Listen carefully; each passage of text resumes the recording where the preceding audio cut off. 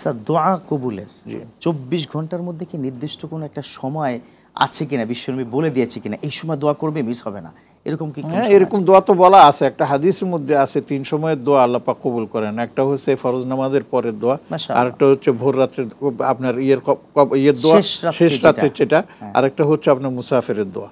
আল্লাহু আকবার করছে। এবং অন্য হাদিসের মধ্যে আছে মাজলুমের দোয়া আল্লাহ পাক ফিরিয়ে দেন না।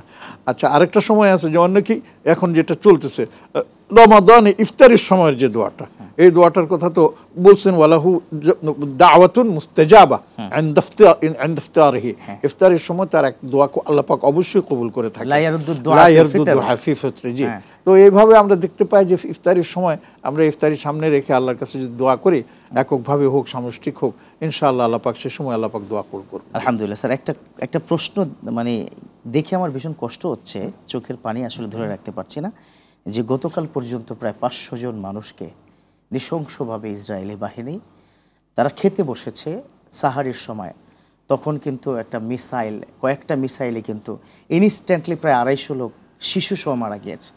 এখন প্রশ্ন এসেছে যে বিশ্ব মুসলিম 190 কোটি সবাই মিলে দোয়া করছে ইফতারির সময়, সাহারির সময়, শেষ রাত্রিতে, এই দোয়াটা কেন কবুল হচ্ছে না?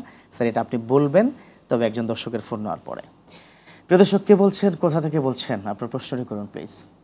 হ্যালো, আসসালামু আলাইকুম। ওয়ালাইকুম আসসালাম। প্রিয় বোন, প্রশ্ন করুন। থেকে বলতেছি, জি জি থেকে আফরোজা বেগম। জি বলুন প্লিজ।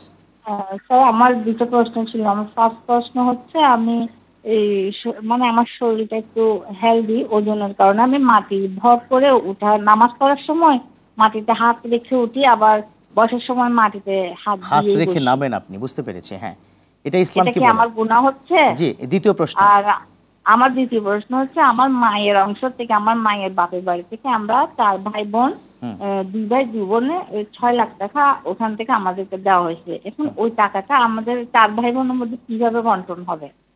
মানে 6 লাখ টাকা 4 ভাই বোন, 4 ভাই বোন 6 লক্ষ টাকা কিভাবে আপনি মানে বন্টন করবেন? থাকুন আরটিভির সাথে প্রিয় বোন, ইনশাআল্লাহ প্রশ্ন উত্তর পেয়ে যাচ্ছে।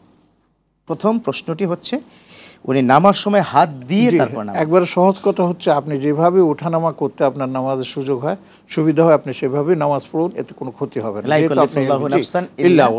কথা শেষ। স্যার ওই 6 লাখ টাকা কিভাবে বন্টন? ওই 6 লাখ টাকার মধ্যে ভাই বোন ওনারা যেগুলো ধরেন 2 ভাই 2 বোন, তাহলে ভাইয়ের জন্য 2 দুগুণে 4 আর 2 বোন 2, আপনার 1 1 করে 2, তাহলে 4 আর 2 6 লাখ টাকা হয়ে গেলে 6 জন 6 লাখ।